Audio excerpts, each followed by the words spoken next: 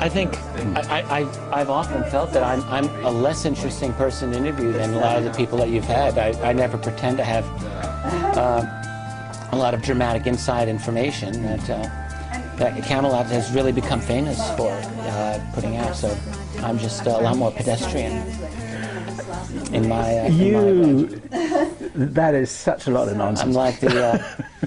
Well, we could get that on camera. That is nonsense. Are the cameras rolling? I think that you should introduce Rich. Okay. Okay, because you got the deep history here. Deep, very deep. No, yes, I have the deep info on Rich. Spill the beans. The 411. Here we go. As it were. Okay, this is Carrie Cassidy. And this is Bill Ryan.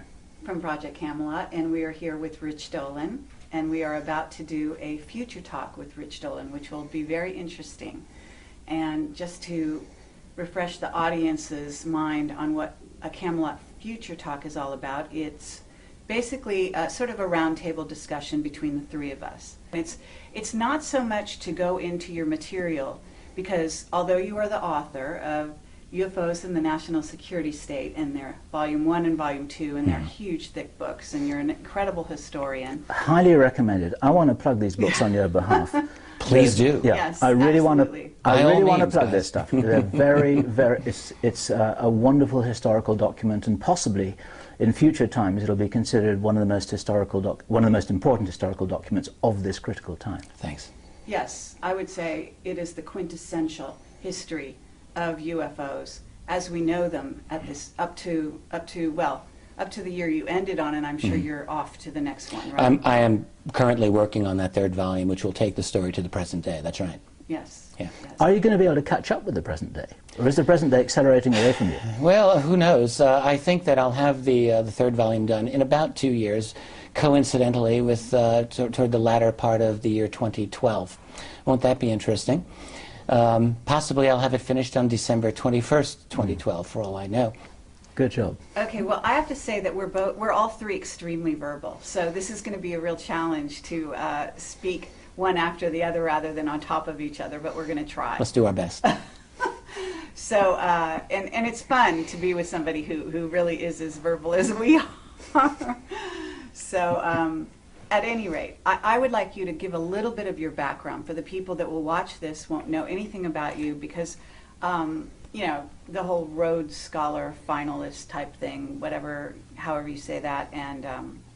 Yeah, sure. I've, been writing and researching UFOs for a little over 15 years now, since the mid-90s. Prior to that, I was Mr., academic PhD wannabe. I was working on a PhD in Cold War Studies at the University of Rochester in New York State. At that time, I was focusing on the presidency of Harry Truman, the birth of the national security apparatus that I've come to write about in my later books.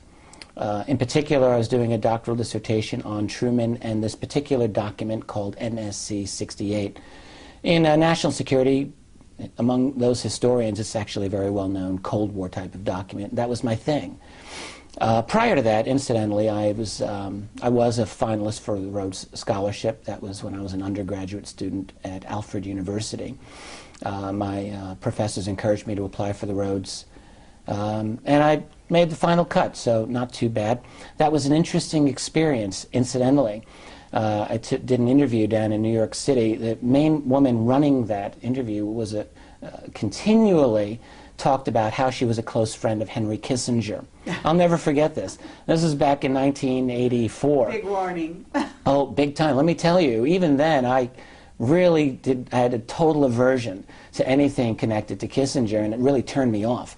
And I've never said this to any other interviewer, but I really think that, in a sense, I torpedoed my own interview.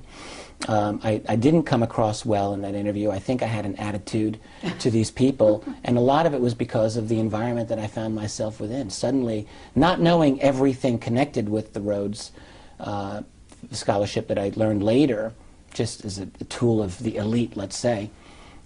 Back then, it was just something that I thought I wanted. But being in that environment, I was really turned off. And I didn't give a very good interview, in my own opinion. I didn't get it. Dodged a bullet, maybe. Absolutely. Absolutely. Well, and brought you over to us and to this whole sort of arena that we're in, and probably made you a very, very unique individual out there in the milieu, because a person with your credentials and your sort of methodical way of going about things at the same time, you're a fabulous writer. You know, you could have been a journalist by trade, Thanks. And you're also a very interesting critical thinker, I have to say. So Thank you, when you Carrie. take that, an ability with story, and then on top of it, you're a fabulous speaker, you know. And I've sort of chided you about that, you know, and tried to get you to be even more fiery than you are, because Right. you have it in you. And everybody likes him. Everybody suspects Yes. him. He's very good looking. He wears a suit, and I think this makes him highly suspicious. highly suspicious. He's much too good to be true. He's got to be a clone. Oh, right, okay. Well, no, I have to say, and you're also, you have an interesting background even beyond that, because you know, I don't know if you want to go into any of that, so I don't want to, we can always erase something from the tape or not put it on. Oh, okay. If I say something that's not acceptable, because, you know, I know that you have sort of I don't know if you'd call it abductions or contact experience. Well, I have not had what I would say are any conscious abduction or contact experiences. What I will say, however, is that I've sometimes wondered if that's the case, and I don't have any proof one way or the other. The thing that I can tell you is that I do private types of investigations that I never write about. I can't write about. Maybe the day will come when I really feel that I'm able to without damaging the individuals who are involved in these. But suffice to say that some of the things that I've looked into are really high strangeness, dealing with non-humans and a deep black human cabal as well. To wit, a lot of people who have had abductions that I'm convinced are military and non-military as well. There's a lot going on that I've been looking into, and I'm trying to make sense out of it as much as anybody else is. And you've also got a background, you know, I'm going to say this, in the occult, in the philosophy of the Illuminati, like myself. You've studied that background.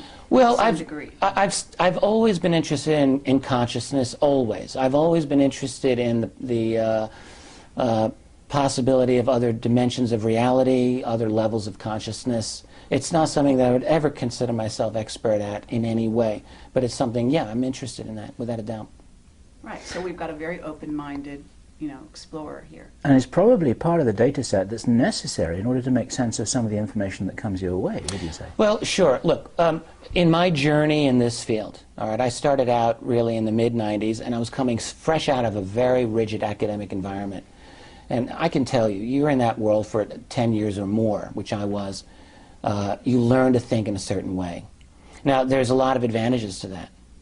In terms of writing history, it's very, very helpful to maintain a lot of intellectual discipline over your subject matter so that you can present it in a way that's reliable and that can appeal to a lot of different people. On the other hand, that type of training doesn't really make it easy to get into some of the more difficult to quantify elements of what we deal with, you know, in terms of UFOs and ETs and dimensions, all right? So what I've noticed in my own life over the last 15 years of doing this is we all are on our own journey. Now, publicly, I always try to position my writing and myself in such a way that I can reach out and talk to mainstream people. If I were interviewed by someone on NBC, I feel like I could do it, and I could speak that language. Mm-hmm. Because after all, look, everyone doing this field, we're part of a spectrum, and we all have our own audience that we have to deal with. And everyone's got something to contribute in that regard. And so if I'm able to speak in some way positively to a mainstream or to someone who's outside of our community, well, I think that's a good thing. However, the longer you stay in this field, all right, the more obvious it is that this is a messed up, strange field. It would be like if I were to just stick to little nuts and bolts, you know, sighting reports. It would be like going to this beautiful beach with this huge ocean and saying, yeah, I'm going to go feel the water for a while, and I go out and get my toes wet. And then I walk back and say, okay, I'm done. I mean, without just going for a swim. At a certain point, you got to swim in the water. And so I feel that I've done that. So, which is to say that yes, I've encountered a lot of things that are very, very bizarre, that have challenged my own conception of what is real. I'll give you one example, and it's something that's second nature to probably you and many people listening, is simply the mental connection between people and these other entities, these other things. How many times is it that we come across a case where someone will say, I had this urge at 2 o'clock in the morning to sit up in my bed and look out my window, and I did, and there was this orange glowing ball out there. So what does that tell us? Well, it tells me that there's a telepathic connection between us and them, whatever them happens to be. And this is a very important part of it. In other words, our consciousness, our minds are a very important part of what's going on here with this phenomenon. Might be the most important part. It might be, yeah, yeah. Our minds, maybe our souls. There's a lot of strange stuff going on here, and I happen to believe in this enigma called the soul. I didn't always, but I do. And I think that it exists. When this body of mine dies, when your body goes and decomposes, there's going to be a part of you that remains, that non-local part that the ancients called it the soul. I think it exists, and I do believe, this is only my opinion, I don't know this for sure, that these other beings that are here interacting with us on this plane of existence, they know about that. I would it's of say, interest to them. I would say there's overwhelming circumstantial evidence to suggest that that's the accepted reality out there, and we're just kind of waking up to this possibility. Yeah. And you feel, this is a question, the statement is a question, you feel that you've got to be kind of cautious about those suppositions because you have got kind of always one potential foot in the NBC interview camp. You know, it's like you've got to be careful about what people are hearing you say. And you've got a reputation to kind of defend and blah. Well, honestly, I've made so many statements at this point that if they really wanted to trash me on NBC, they could do it. They'll use this interview among many others that I've given. So, you know, with that in mind, I'll just, if I get that opportunity again, I'll just have to deal with it best way I can. That's well, life. good for you. Yeah. I mean, for us, I guess, if I dare speak on your behalf, this is a self-evident given. You know, I met so many people, myself included, who have vivid memories of past life recalls. These aren't inventions. You know. Yeah, absolutely. This is for real. Yeah. And it's like it's an axiom. It's not a hypothesis. And there's been some very good work done on this, even in the much more there's been a lot of quantified data that's available on this, going back many, many decades. So yeah, I'm absolutely persuaded of it as well. Yeah, Did you ever meet John Mack? Briefly, on one occasion, I did. Yes, it was in 2002 at a function for as a kickoff for Steven Spielberg's miniseries Taken, and that was in New York City for the Sci-Fi Channel. I would love to have talked with John Mack more, because I've always had a high regard for him, but it was such a crowded function. I was a brand new guy on the scene. I'm not sure if he knew much about me at all.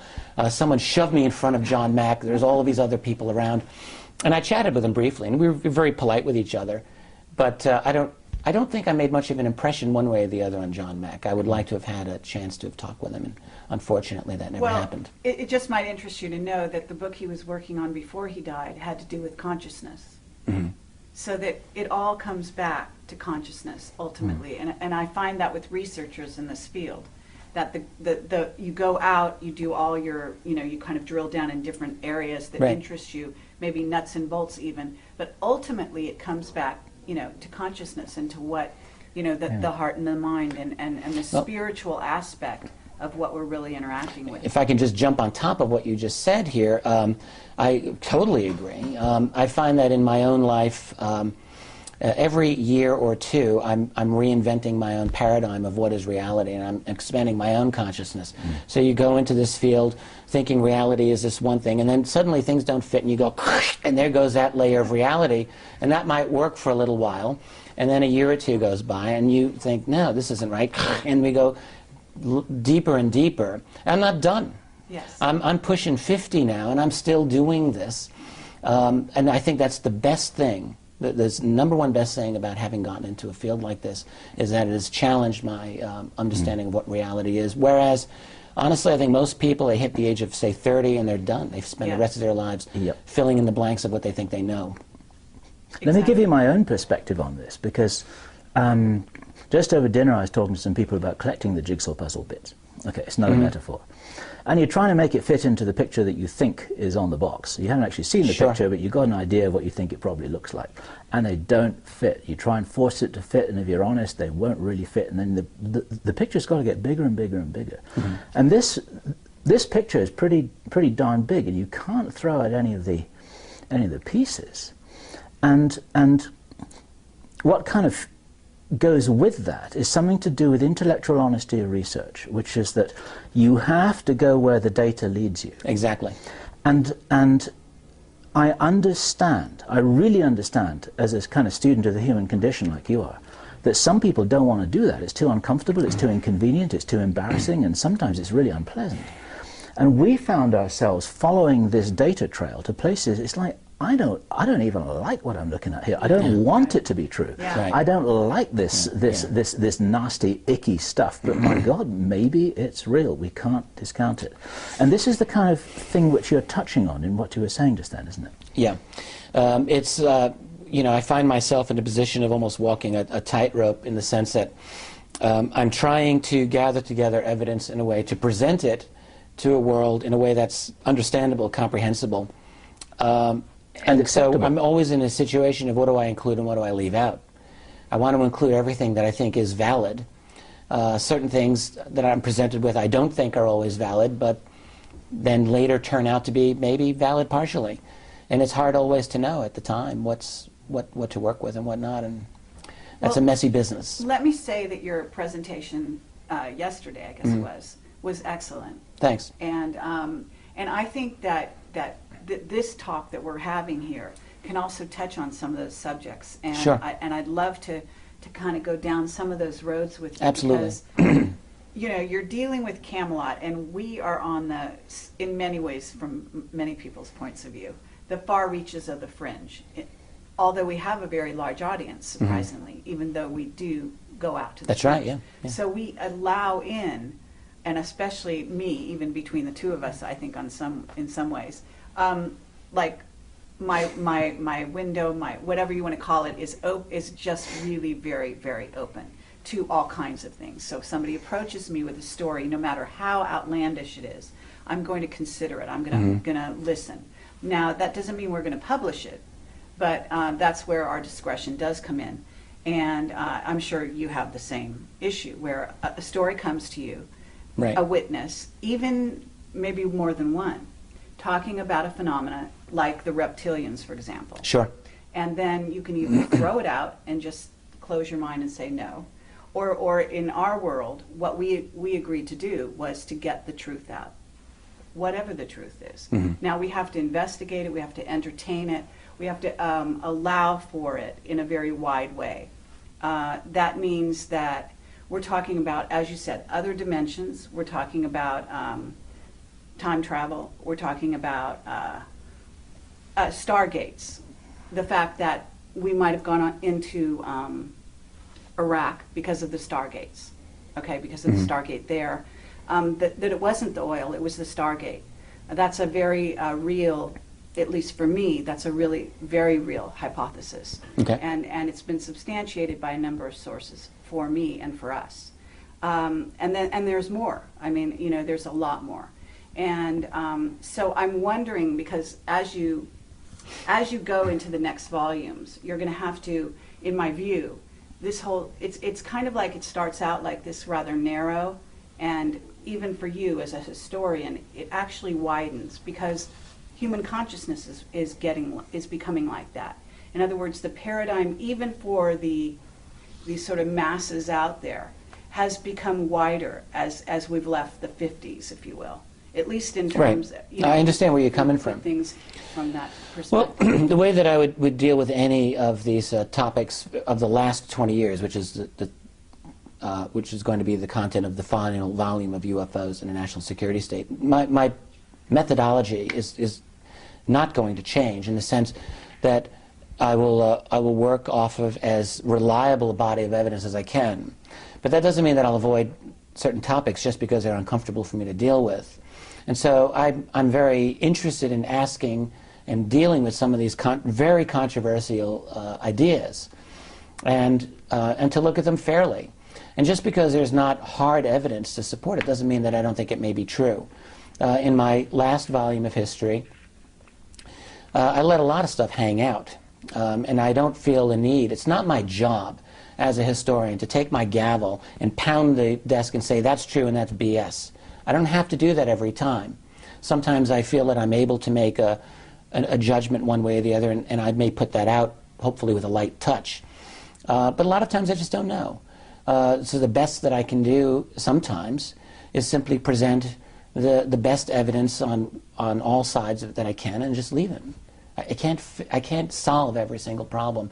And really it's beyond any one person's ability to solve every one of these issues. It's too much. It's a minefield of 500, 1,000 or more hot topics that just don't easily allow for solution necessarily. Yeah, it's like a hall of mirrors. One thing that I really loved that you did in your presentation yesterday was when you talked about the fact that there's actually created what you called a breakaway, almost a breakaway civilization. Within our culture. We've got a breakaway. And I would call it almost a rogue culture. Yeah, I think that's one way to look at it. In many ways, and we were talking to Bob Dean about this yesterday, and you know, he's actually like a leader in sort of our arena as a spokesperson in many ways, having come from, you know, really having a secret, above top secret clearance, and then moving into our sector of things. And so he's had real hands-on, you know, involvement in that sort of breakaway civilization, if you will. But he's come into what is the masses. And we were talking about the fact that there's actually a division now between the two lives. And you, I think you illustrated this wonderfully on your presentation. Thanks. Well, yeah, the basic idea is something that I've been working for the last couple of years. I introduced it in Volume 2 of my history and expanded on it in AD. And the idea is really not a complicated one. It's it's based on the idea that if you go back 60-plus years, we've recovered a piece of exotic technology from Roswell or some other crash retrieval, let's just say.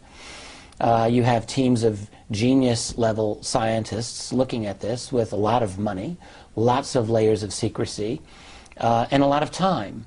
And so at a certain point, I think we can assume that they're going to have one or more eureka moments where they understand this technology in ways that are going to make a difference. That might mean they can improve integrated circuits or develop fiber optics, but it also might allow them to have breakthroughs that are even more exotic and better than that. Let's say anti-grav or, you know, field propulsion technology. Now, if they make that type of a breakthrough, that might be something conceivably, I think probably, that their superiors would say, you're not going to be sharing this with the rest of the world. That's a little bit too important. Something like anti-grav, for example, would take down the petroleum industry. Poof, there it goes. Because whatever these objects are using to go from point A to point B, it's not petroleum. So that by itself is a world changer, and it would be withheld of necessity in the opinions of those people managing this secret. They're not really out looking for the betterment of humanity as a whole. That's a little bit too grand for their scheme. What they want to do is maintain their position vis-a-vis other players. So what would happen then? Let's say that you make a breakthrough in the 1960s on field propulsion and you start to develop your own fleet of flying saucers. Well, the way science works, of course, is that it doesn't just go at a linear thing. It's exponential. It builds on itself. And so that it's really not inconceivable, is it, to imagine one breakthrough leading to a new understanding of some fundamental scientific reality, which may lead to another breakthrough, and on, so that this clandestine group suddenly starts leapfrogging, jumping, and now the next thing you know is they are way ahead of the rest of us. Is that possible? Absolutely it is. I'll give you one case in point. I had a conversation years ago with a former NSA scientist who told me point blank that NSA computing capabilities in the mid-1960s had them running at a clock speed of about 650 megahertz. Now today that's chump change, that's nothing. Everyone's got laptops faster than that. But the key point is that the personal computing world didn't reach that clock speed until around the year 2000. So that the NSA was 35 years ahead of the rest of the world. That's a lot. So what would be the case? And then you ask, where are they now? you know it. And in the case of a group that might even have something ahead of the NSA in terms of ET technology or capabilities, where would they be in terms of AI, in terms of nanotech, in terms of biotech, in terms of the ability to go off-world, in terms of the ability to deal with dimensions? I think that this is all very significant. What it means is that they are, in a sense, a different civilization than we are. I mean, what is a civilization? Well, it has to do with your level of technology, your cosmology, your understanding of your place in the universe, and all of those would be different with these guys. And so I call them a breakaway civilization. They've broken away from our own. That doesn't mean, by the way, that they never interact with us. I mean, they've got families, they've got reunions, they do their thing, but they also live in this other world. And my theory is simply that the farther ahead they get, very probably the harder it's going to be for them ever to try to bring the rest of us up to speed. I can see this being the case. Even if you've got sympathetic insiders, and I believe there are, they might be asking themselves, how the hell do you bring in 7 billion other people now who live in this little cartoon version of reality compared with what we've got? How do we bring them up to speed, even if we wanted to? That may not be easy to do. And do we want to? That's one of the bigger questions. Exactly. If you look at the Georgia Guidestones and you read the Iron Mountain report, it's highly possible that they'd rather just kill a good portion of them. Let us die off in some way. Yeah. In light of that, now that we've kind of painted that picture, I want to touch on the idea that we are actually a bridge. That the disclosure that we're involved in, that we are out disclosing, okay, sort of in our way, through these kinds of conferences, through the books we write, through the things, the interviews we do in the case of Camelot, and so on. And we are actually, people come to us and say, oh my God, you've changed our life.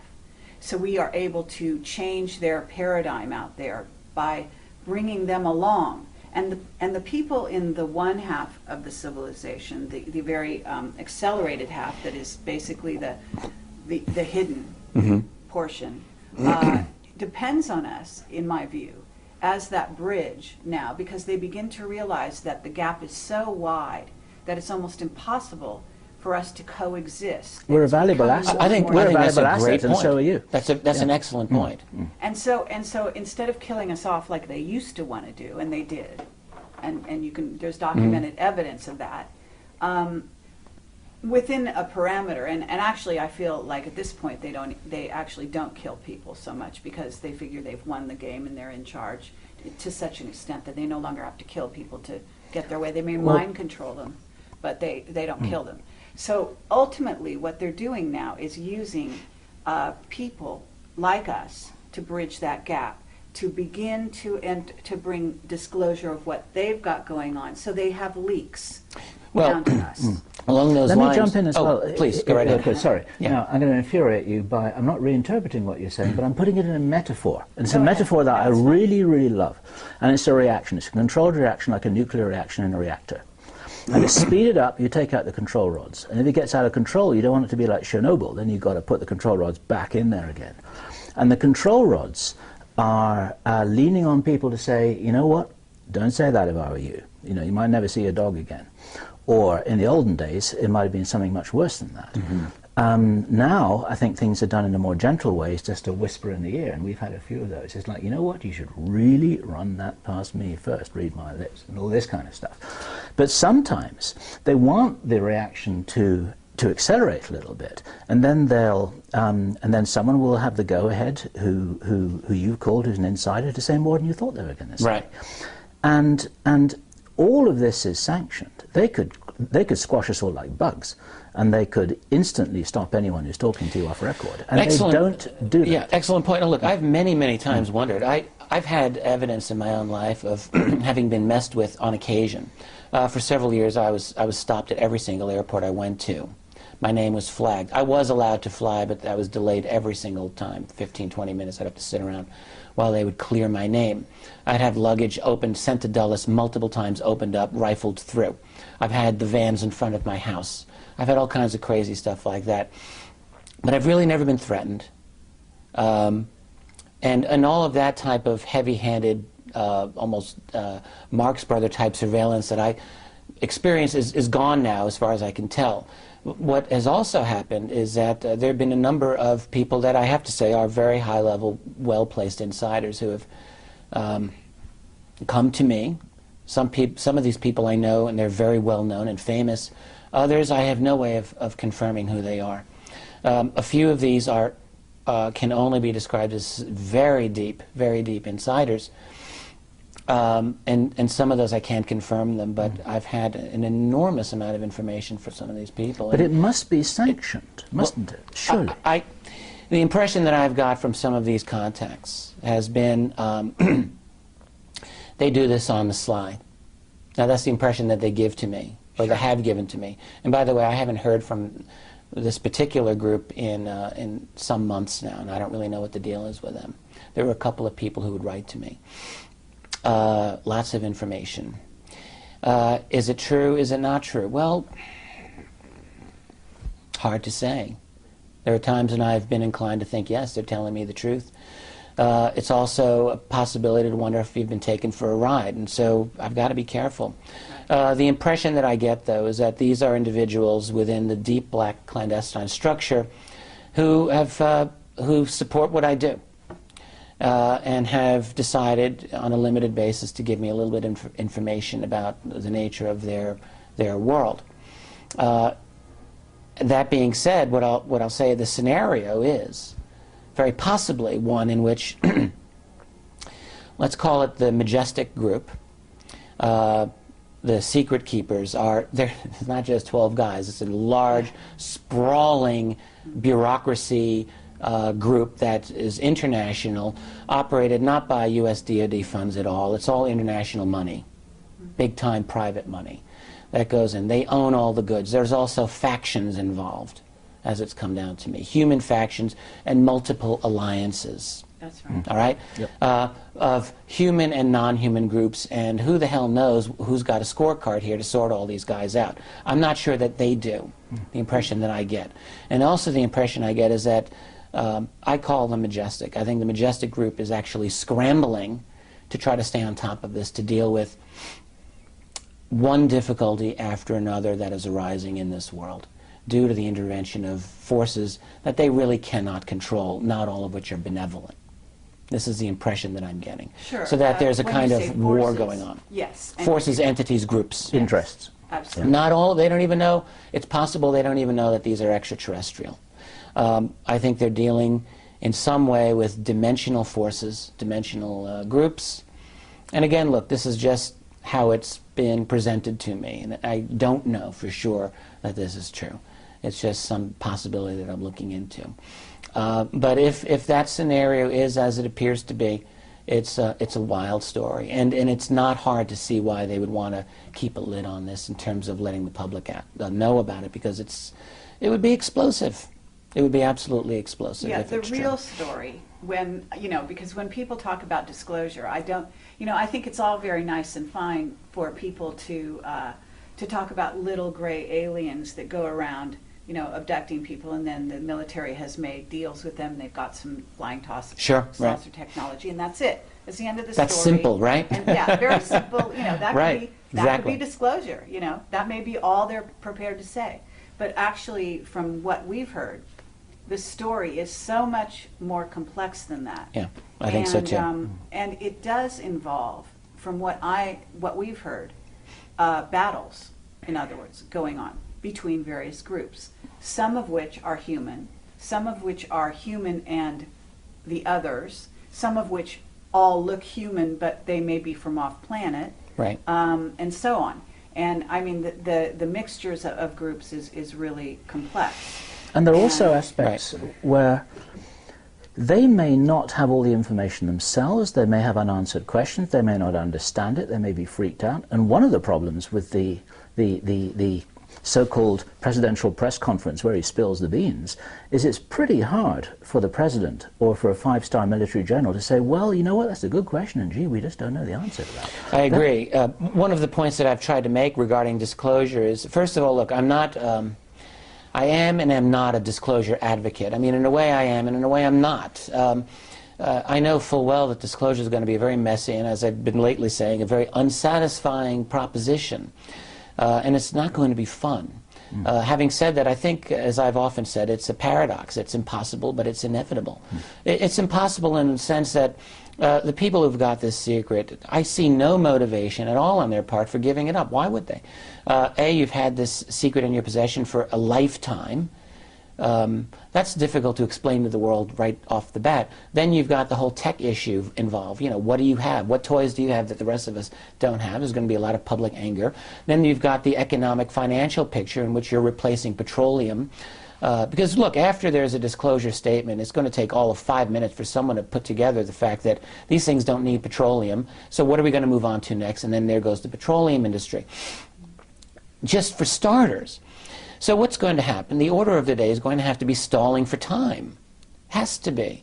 And so in other words, disclosure is not the end of the game here. The disclosure is the beginning. Exactly. It's the opening shot in the next battle for truth. A president will, let's say it's a president, is going to say, yes, apparently there are others who are here and not all of these objects are ours. Well, then what? How do you deal with abductions? That's going to be really not fun to talk about. And so the best that a president will be able to do in those opening days and weeks, if he's lucky, is to be able to say, we're working on it, we're going to have as open a process as possible, and we're going to make sure that people are safe, and we're going to make sure that we get the answers so that you can know. And then just stall. But the real issue is going to be then, there's going to be lots of angry and inquisitive people, and there'll be a lot of researchers who have been digging into this issue, and you know, people like us will have something to say about it, and guess what? A lot of people will be listening. And so the issues are going to get on the table really quickly. Sure. And sorting it all out is going to be a massive battle royale, and we'll also be possibly in a very unsatisfactory position of being able to know for sure that there are other beings that are here, but not being able to just pull them and put them on a podium and subject them to questions in a Camelot interview. Wouldn't it be great to have one of them on here? That may not be possible. And so we're not necessarily going to be in a position where we can satisfy all of our questions. And this could go on for years. It could go on for generations. Well, there's also the idea that if you think about it from the point of view of them, whoever they are, and all the different aspects of who they are, you could imagine that it's kind of like stars standing behind a stage and vying for who gets to go out on stage first. Because if you think about it, why do the Andromedans want to let the Pleiadians out on stage first? Maybe they get along and that's okay, but I don't think that the Greys are going to be so happy about that. And then what about the Reptilians? Right. And what if one of those groups wants to stay backstage and the other group wants people to know about them because they actually have to consider that that group is a threat? Right. And that's where you get into this whole sort of craziness. And then there's also the other aspect, which is that, from what I understand, various aspects, for example, of the military have been aligned with various different races already. So there you already have a sort of battle going on behind the scenes for the group of Nordics, let's say, that are affiliated with the Air Force versus the Army, and I'm guessing here, who is aligned possibly with a certain group of Greys. And then there's supposedly, another group of Greys who are bigger and taller and may have, humanity's best interests more at heart, so to speak, than another group of Greys, and so it goes. And this kind of discussion, it's not like it's not already been out there. And we do have movies about ETs and various kinds of ETs. We do have V on the television right now. Right. And to me, this is one of the best scenarios in terms of the possible ways that this could actually fall out. Okay? Because this is where you get a group that seems so congenial, that they're such good guys, and wouldn't that be the great way to keep the peace? And then Childhood's End by Arthur C. Clarke, which addressed all these issues, from the point of view of a guy who, from Hoagland's point of view, actually knew what was really going on. I see, yeah. Well, what you're also bringing up, which is an important point, is how would a disclosure event affect these other beings? And another thing that comes to mind is simply, would there be contingency plans in place? There have to be, to deal with disclosure. And would that mean a quick military-type action by one group against another? Is that a possibility? I mean, what the impression that I've sometimes gotten from various sources that I've talked to is that there is possibly a kind of clandestine war going on. This is something that just recently John Alexander adamantly denied, and which I disagree. But so if there is, then a disclosure would have a key effect on those relationships, and yeah, things could get really ugly really fast. The only reason it's going to happen anyway, despite all of the difficulties, look, it's not hard to see why the powers that be would say, this is such a mess, let's just keep things nice and tight and quiet the way they are. It's not hard to see it. The problem, though, is that the greatest variable in this entire equation isn't the secret keepers, and it's not these other beings. It's us. We are the variable. We as a society, as a species, because look at us, man. It's 2011. It's not 1991, and it isn't 1971. We are going like this, right. All right? And what are we going to look like in another 20 years? 40 years? Good Lord, man. We're going to have a world in which AI is going to be ubiquitous and strong. Computing into, your personal computer might have an IQ of 500 or 1,000 for all we know. And it won't need coffee to get its mojo going in the morning, and it won't need sleep. It'll be able to pull any bit of data off the web, bam, like that. We ourselves may have nano chips implanted to enable us to communicate with the web. What are we going to be like? And then there's biotech in general, genetic modification. In that scenario, in that world, all right, here's the thing that's become very obvious to me. These other beings, see, they've got to know this. They know that we're about to leap right into their world. Absolutely. And so that they've got to be interested in us supremely right now, knowing this. And so that we're going to be in the position within 20 years, I think it has to be the case, where we're going to have this capability of detecting just exactly who they are. I almost can't even begin to imagine how crazy the world of the next 20, 30 years is going to be, with the reality of a non-human presence interacting with us, with a greater understanding of dimensionality than we do today, with greater capabilities in our own selves and with our tools like computers in understanding this. It's going to be crazy. Okay. Let me ask you the kind of question that I would have loved to ask if you were able to take questions after your presentation.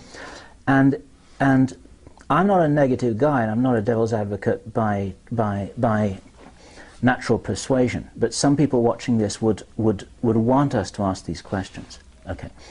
Is it possible that the level of complexity that we could be crashing into could be another whole level of deception, like the kind of macro scale version of the military saying, you know what, those Roswell, it was top secret crash dummies, that kind of thing.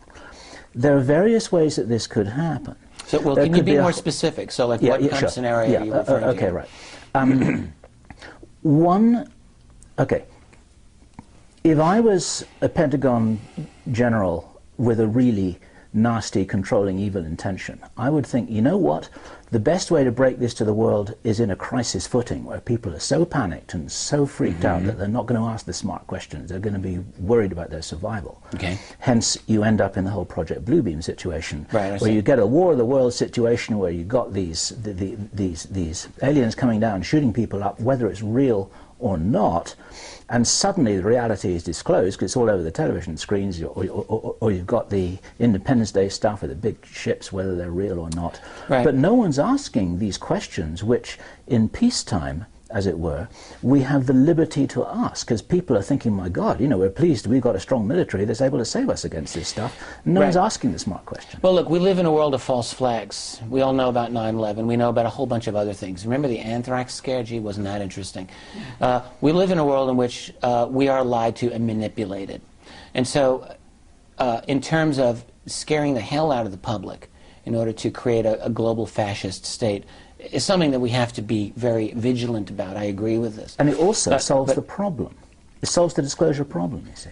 Well, sort of. It does and it doesn't. I mean, in terms of Bluebeam, I just want to point out, I did some investigation of Bluebeam as well. There was supposed to be a Bluebeam event, if you recall, on October 13th. I know, it's nonsense. Yeah, it was nonsense, and I said so long before it happened. So did we.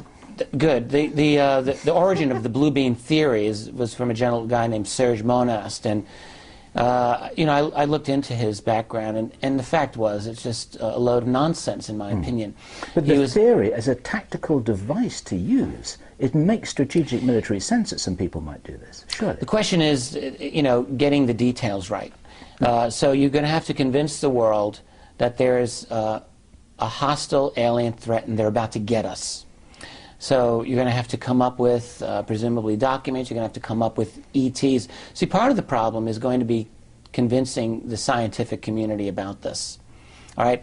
And no matter how you put out the disclosure, there's going to be an issue of persuading, say, the National Academy of Sciences, which is a very, very, to call them skeptical on UFOs is a gross understatement. But putting the ships above, you know, all the major cities around the world would kind of close that statement. So which unless which there are ships? holograms that are so persuasive. But you wouldn't even. But you wouldn't even have to. Ships. But would I mean, persuasive wait. holograms really do the job, ultimately? You wouldn't We believe they have the craft. Okay, so we know they have superluminal travel now. We know they've got black triangles. We know some of those UFOs that people are seeing are military. Right. They're ours. Okay, whatever ours is, you Right. know.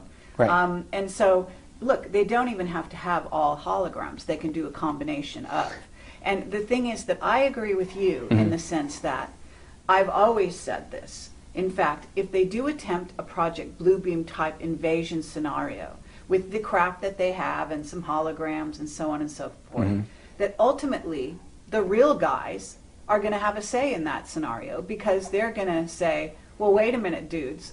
We are real, and Exactly. we're going to come down and actually have a counter. All of this is counter predicated. message. It's all predicated on the fact that these other beings are not going to do a thing about it. Right. Seems to me, and that's taking a mighty big risk. Because they're so involved right now. I mean, if we, you know, we're in this sector where we're getting disclosure and we're getting witnesses that are having contact constantly, not only people like us, but possibly yourself, but certainly many, many people that attend these conferences and many that don't. People that write to us every day, every single day. I get emails, all the stories. You wouldn't believe it. It's amazing. You know, I had one woman just come up to me yesterday and say, you know, from Puerto Rico, and say she has a crystal child and that we saved her life because of an interview we did. Because her child was able to see documented on on the screen with us what he was seeing in his real life, and he was having trouble living in that sort of mainstream paradigm in which the world we talk about doesn't exist. So, I mean, that's what we're dealing with. We're dealing with ETs that are actually, they are involved not only with our military, but with us.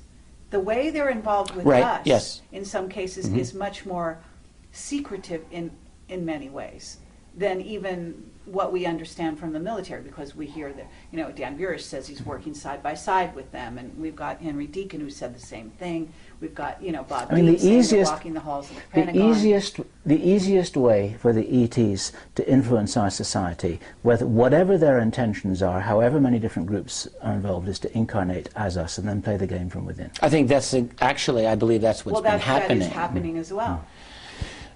You know, if any of us were non-human looking ETs and we were interested in this society down here and we would want to influence it, well, you'd either want to put your people, get some of those people to work for you, or you would create your own, or you would somehow work to infiltrate that society and manage it, so that when it gets to a point where it might be a real pain in the neck for you to deal with, you're in a position where you've got influence within or control over it. Your own team on the ground. Right. You've got a whole bunch of sleepers. And I think that this is absolutely a real possibility. Absolutely. you know, figuring it all out is going to be a very difficult situation. The one thing that I tried to do in writing this book, by the way, is to show, yes, there's the possibility of these very, very bad scenarios taking place. I tried not to avoid any of that. But I wanted to I wanted to show that it is possible to see that there's a better way here, that there is a better possibility for our species and our society. So in other words, let's look at the political upshot of a disclosure process. It could be a fascist police state. Right now there's a battle in the world about that going on. We all know it. And that battle is going to amplify, I think, after disclosure. But it doesn't have to go all one way. And we're seeing this now in the actions of the Arab people in the Middle East. We can see that change happens fast, and that there is such a thing still as people power in this world. It can be disabled. Right now in Egypt, the army is just batting down the protesters, so it's not clear where all this is going to go. Right. But that revolution's not done. Oh. So in a post-disclosure world, what are going to be the issues? Let's say you're the president.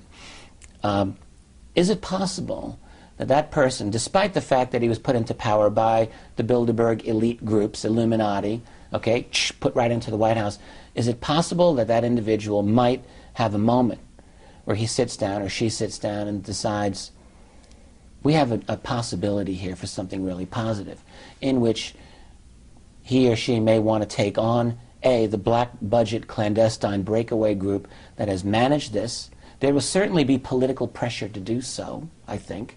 It seems to me that people are very instantly going to be wanting to know how you've kept this secret in place. The structure of secrecy, unless the fascist state comes down, boom, like one heavy curtain, there's going to be a lot of discussion about this structure of secrecy, and there's going to be a lot of angry people. And a president or any leader is going to have to deal with that. And unless he starts shooting everyone all at once, there's going to have to be a way to deal with this politically. And so there will be, very possibly, some serious, deep investigations that are held publicly. And a president will have a chance, I think, to take a very courageous decision and to gain control over, in the United States, of the U.S. system of government away from these black budget clandestine groups, and to find out where they are, where the money is, what the programs are, at the same time of fighting another battle.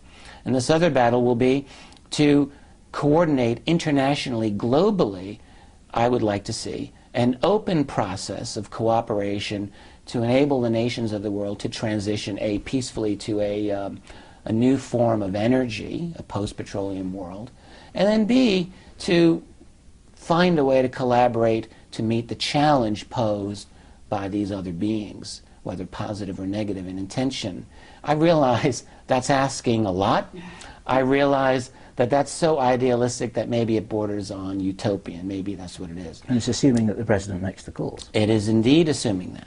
The president, there's no reason to say that a president is going to do that. The president could just as easily follow his corporate international masters and say this is not how it's going to go down. But last thing I want to say, though, is that the voice of the people on planet Earth may not be so easily amenable. All right? Sure.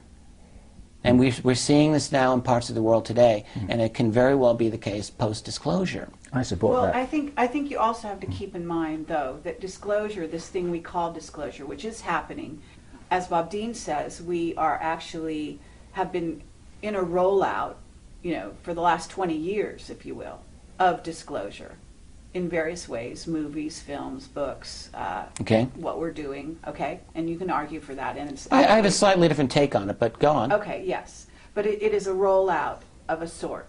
And so at that point, you can really say that we're not just a closed system right now, Earth, with a few, different visitors, so to speak, dipping their hands into the pot here. We are actually entering as a solar system a galactic community, but also we have, if you listen to Paul LaViolette and you look at what's happening in terms of the dynamics with the changes on the sun and the fact that it's a super wave of energy coming towards us, that one of our witnesses, Jake Simpson, said that using superluminal travel, they sent craft out beyond our solar system and actually were able to see this wave coming towards us. Okay? All right. And this was several years ago. So at this point, you could assume that it's almost here. The changes on all the planets in our solar system are well documented at this point by Hoagland and Wilcock and other people scientifically. So when you're looking at those changes... Well, let me just say, I'm not, it's all in the data, all right? And if the data is scientifically measurable and confirmed, then that's one thing. So what you have is a possibility of a new body coming into the solar system at the same time as all these other things. So here on Earth, we've got this tumultuous, almost on the verge of revolution, what I call a revolution of consciousness, happening among the masses, simultaneous with all these facilitating things going on to some degree, working for and against earth changes, things that are being done on purpose, weather wars being conducted by our military using HARP and so on. There's lots of evidence of that. And so that scenario is not simple in terms of just, well, you have a president sitting here looking at the playing field and saying, well, wait, stop there, and let's talk about this. Actually, it might not be that easily delineated, and what we may be looking at also, because in terms of the power structure, it's not the president, obviously, and it's groups like possibly Scion, which is MJ12's new name for themselves supposedly, and then City of London, which is maybe even above that, and aspects of that, and then there's the Anunnaki card, if you want to pull that forward, which says that there are Anunnaki that are operational here on the planet at this time, and that they are still in control, and that their I hear your point. It may be their reign that's being challenged, and not President Obama or I'll take the point, obviously, that there are entities beyond that, but the office. Well, I take your point with everything that you've just said about powers behind the throne, so to speak. But I would still maintain that within the office of the U.S. presidency, there are still legal powers that this individual has that would enable him to make a difference. All right, officially speaking, in our world, the office of the president has substantial power. The fact is, we all know that it's been mitigated by all kinds of other factors around it. But that doesn't mean that such power can't be reclaimed. And this is the thing that I would like to see in an after-disclosure world. I'm not saying it's going to happen. The last person who tried to do that might have been Kennedy. I think so. I think we could all agree that John F. Kennedy was taken out for that reason, that he was a real problem to those people. But it doesn't mean that a future leader won't have a moment of courage and a moment of insight and make a decision to say, let's do this the right way. Let's do this for the betterment of the human species. Why should we ever rule that out, especially if there's a large global movement among the people to do that? Yep. I think what we're not talking about here is the white hats, because I think what would facilitate such a move on the part of a president or even a small group within our military-industrial complex, if you will, there are white hats. Absolutely, and I am in touch with some of these people at this time, and they are very concerned to keep the United States operational, which is something that, from what the information we have, is that the sort of the Rothschild faction would love to see taken down, such that it would fall under the purview of their overlook and basically become part of the New World Order as a one world government, right? So you can't have the United States with all its power sort of sitting out here like on its own, running things or attempting to still run things around the world, when in fact it needs to be part of a team, right? Well, I think to a large extent the U.S. has been brought into that. But the white hats do indicate that they still have something worth fighting for. Yeah, sure. Not done. Sure. So I'm just saying that that's the group that would support what you're saying. Yeah, I think so. President acting in a certain way, because he's not going to do it by himself. He's got to have somebody behind him. The fact is, as I see it, and maybe I think as you guys also see it, is that there's two sides to this battle. There's many sides to this battle, but it's not all, the power isn't always all on the other side of the fence. That those of us fighting for the right fight here, have some resources too, and we have to remember that. Being hopeless is certainly not a good state of mind, and it's also not accurate. This is what we say every time we talk to Jordan Maxwell, who, bless his socks, has had a tough time. And every now and then he says, you know what, it's all hopeless. And we say, no, it's not all hopeless, otherwise we wouldn't be able to be talking like this. Look, I mean, the human species has gone through a lot of ups and downs, a lot of downs. We've had all kinds of crises throughout our history: famine, deaths, injustice, crashing down of empires, barbarian invasions, and all of this. All right, and we somehow managed to keep going. I think that we're not going to go winking out after disclosure. We're going to continue to live, and if it even takes centuries for us to regroup, we'll do it. I don't think we're just going to go away. We're going to be very different in the future. We're probably going to be unrecognizable to how we are now in the future, just as we today are unrecognizable to, say, the era of Thomas Jefferson. Could you imagine? And I think even the difference will even be greater in the future. So what we are, you mentioned us as a bridge, Carrie. We're a bridge in this world between the elites and the general public, but we're also a bridge to the future. Yes. Where we are right now. We're at a point between the old humanity, the old civilization, and something that's coming ahead.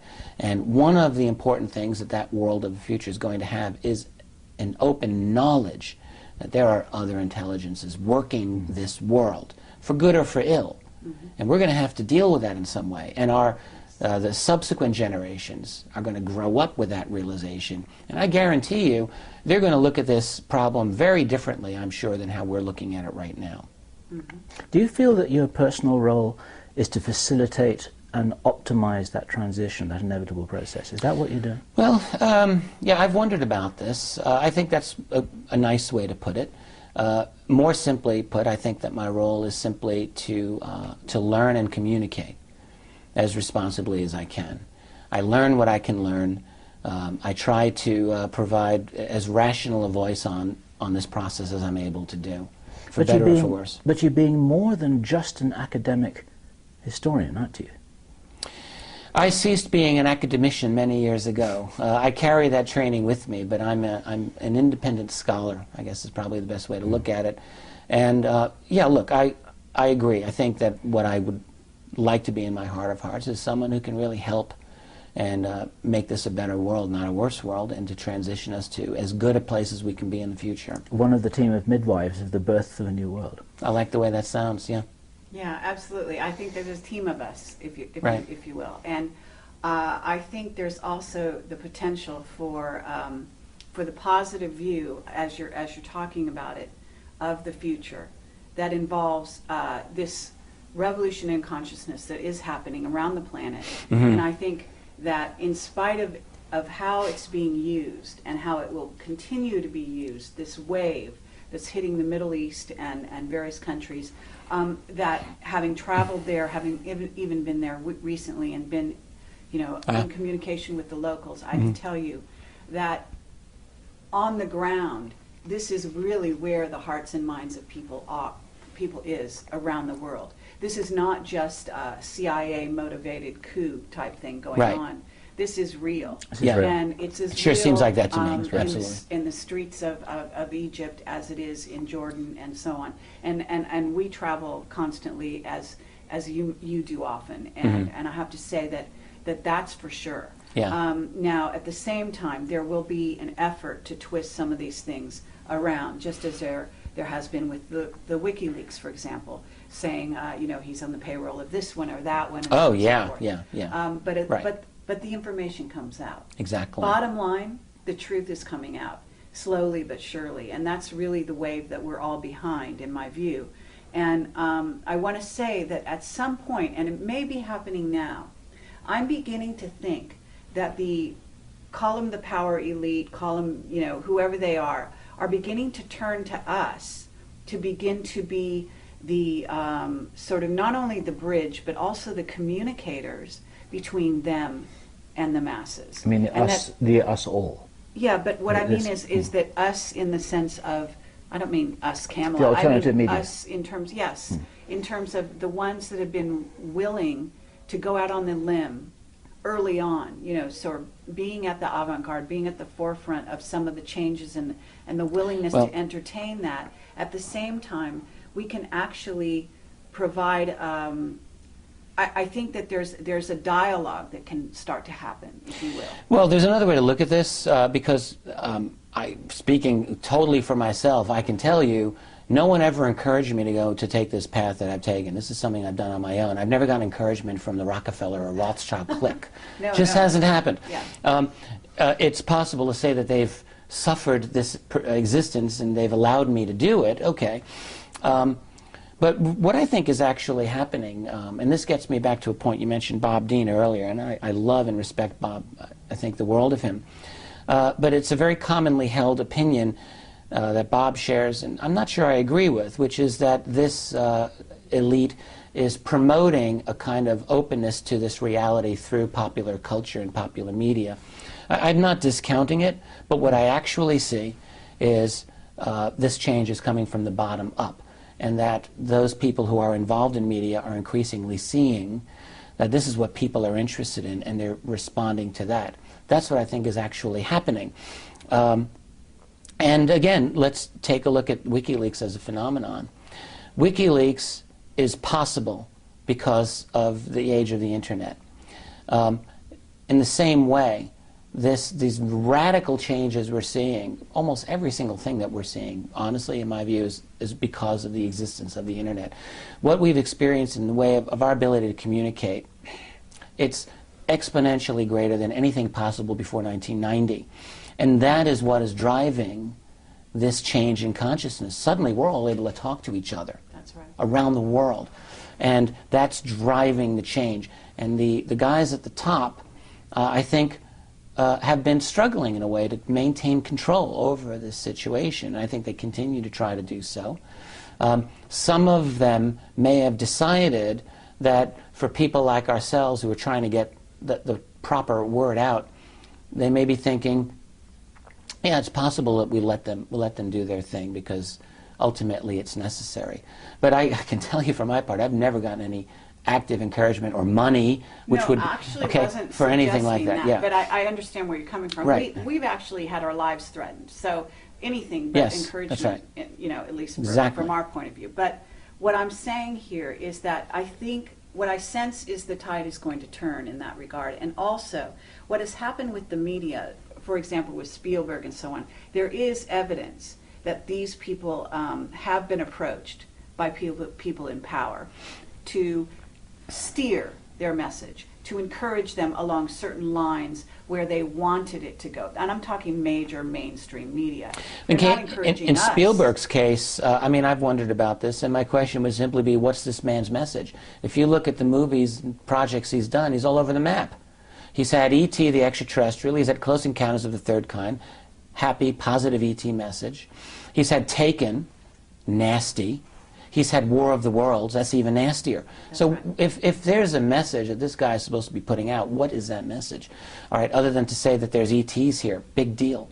All right. But that may be part of it. I mean, you know that, I mean, look, they do Isn't it nothing more? but Isn't it possible something though? positive with something negative. It's basically how they manage the message. Isn't it They just as want to keep the possible though, confusion. Carrie? Isn't it just as possible that Spielberg is a guy who's genuinely interested in this topic and is exploring different facets of it, as any intelligent person might do over the course of 30 years. I'm not saying he's not got no relationships here, but you know, when you look at Hollywood, let's look at something going back in history like the Robertson panel of 1953, and this is a CIA panel, and it was very, very clear among those guys that they were going to work with Hollywood, among other agencies, to guide public opinion on UFOs. But to what purpose? To debunk and discredit it. That's what Right. they were going to do, to disable this whole topic. And there is evidence that the Robertson panel was in effect through the 50s and 60s, very possibly beyond. so what the suggestion that you might be saying now is that that's changed in order to get a different message out, which is to acculturate the public in the reality of ET. I guess it's possible. But I'm not seeing a lot of hard evidence for it. Okay, well, I think the hard evidence is everywhere. I mean, I think every movie you see, and I'm a sort of a rabid sci-fi fan, so I see it everywhere. Yeah, but isn't it just Messages as are likely there. the possibility that they're responding to obvious public interest in But this it's topic? both, don't you see? Yeah. It's both. Yes, In other words, the people it's both. It's from the top down it's the same and from thing the that's bottom happening up. in Yeah. Egypt with the revolution. Yeah. You know, the place was like a tinderbox. People wanted freedom. Right. That's there. That's real. It's the same thing with the understanding of these people that are writing screenplays, that are public, you know, making movies. Right. They have a passion for the subject. Absolutely. Okay. It's a real passion. Okay. But you can't discount the fact that the powers that be, at this, mind control is a huge portion of what's going on now. Yeah, with regard to the powers that they have. Well, yeah, actually, I mean, I shouldn't really be arguing it this strongly, because I do agree that, you know, if you have the annual Bilderberg meetings, obviously one of the things they're going to want to do is to ask, how do we manage public opinion here and there and there and there? And so they're going to have thoughts about they doing want to this. steer it. They'll want to. How good they are at steering is another matter, and I would Yeah, submit very good point. that the internet has allowed them not to steer it with the control that they wish to have. Absolutely. In other words, I agree with you completely there. Yeah. I think the internet has allowed them to surveil us completely. Right. But at the same time, it's given us incredible power because we are, as you say, able to talk to one another across the world. Absolutely. And get information everywhere. Exactly. And the power behind information, and in essence, truth, when it is contained in information, is like a spark that goes out and spreads around the globe. Yeah. And Yeah. basically becomes a fire in the hearts of the people. Okay, to get poetic about it. I love that phrase, yeah. So what I would say is, yes, I think the future is wide open. I think the powers that be, regardless of their ET connections even, are completely aware that they are losing their grip as we speak. And it's like a cauldron that's beginning to boil over. And I think that they're grasping at straws to try to pull it back in. But I don't think they're ever going to be able to do that. And that's what we're banking on because, Yeah. you know, that's what we do. We're trying Right. to wake people up. And it's just the act of waking up that makes every human being able to connect with that Yes, whole world. and you just made me remember what I wanted to say, so thank you. And it's the whole concept of consciousness. And incidentally, when I spoke at Awake and Aware, a conference in '09, I absolutely loved the title of that. And I've always appreciated your tagline on your emails, Awaken the Dreamer, all right? Because I also feel that most of us, to varying degrees, go through our lives kind of sleepwalking our way through. And our ongoing struggle is to wake up, to become conscious of everything that's going on around us and inside us. When I look at the world around me, not simply other researchers or interested parties in this topic who are much more awake than the typical person, but there's a lot of people who aren't awake. And I ask myself, what's going to get our whole species awake? Is it our mainstream media? No. Is it our political system? Not really. Is it our educational system? Doubt it. And so there's really no structures in place, really, that are going to get us there. But there's a couple of things that can do it. The shock of learning that there are other beings interacting with us is going to spark 6 to 7 billion people to sit and look and ask themselves a simple question: have I been wasting my whole life? Because there's going to be Absolutely. evident, strongly obvious that there are other beings operating at a different level of consciousness than we are. And people are going to realize, holy crap, I've got the opportunity to rethink my whole worldview, my whole life. And that is an opportunity for humanity to really move to a truly higher level of consciousness, to understand what it is we are and our place in the universe. And that can ultimately be the thing we absolutely need. Absolutely. I think that also the possibility of free energy that opens up, the fact that people will not be Well, living yes, from hand, that's you know, absolutely on critically a important thing. survival level. Right. That will change everything. Because if Totally you don't have agree. to starve and you don't have to work Right. 8 hours a day to support yourself, to pay your bills, et cetera, Right. if there's another kind of organization of society that can Right. happen, Right. then it's wide open. Exactly. The whole paradigm of previous human existence now becomes changed. You know, the reasons for just about every war that I can think of in human history has to do in some fundamental way with control over resources, over wealth coming from the earth. And if that really becomes moot in a situation of free, cheap, readily available energy, where goes war? I mean, maybe this is pie in the sky, but I think in a lot of ways it could be that after a number of decades we might just find that the motivations that we had for warfare in the past really aren't there. Now, of course, in the meantime, we'll have the very practical issue of having global military bodies around the world, and what do you do with them? It's going to be an issue. Do you just stand them down, or do they become police forces involved in the global police state? Well, they're very powerful and effective. Sorry. They're very powerful and effective logistical machines for any given purpose. It doesn't have to be offensive. No, absolutely, absolutely. So again, it's a wide open game, and I don't know any more than the next guy how it's all going to turn out. It could be a wonderful situation for humanity and the cosmos in general, or it could be something dark. But even if it's something very dark, I'm skeptical of saying that it will be dark forever. Nothing lasts forever. Change is something that always happens, and it seems to me that even if it's 1,000 years, well, then it's 1,000 years, but something may change after that. I'm very much not inclined to think that even the worst outcome in the short term is necessarily going to hold forever. Here's a question to challenge you then. If you let go of the data that you've got, and I can only imagine the piles and gigabytes of data that you've collected in the last few years, what does your intuition tell you we have in front of us over the next few years? We've got a really nasty situation ahead of us, to be honest with you.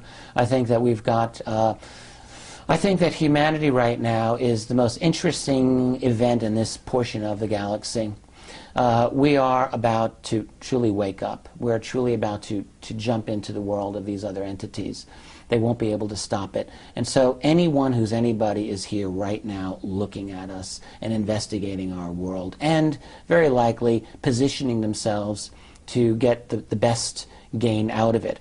I'm not of the opinion that all of these other beings that can go across dimensions and stars are all necessarily spiritually evolved.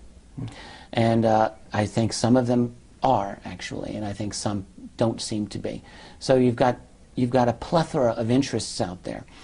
And so what we're looking at is we're going to get a baptism by fire in the next lifetime. Us and the next several generations after us are going to have to deal with a lot of difficulty. We also have the possibility of some severe infrastructure interruptions, it seems to me. I mean, I was just reading about the airport in Tripoli right now, which is a sea of humanity with no sanitation and no food.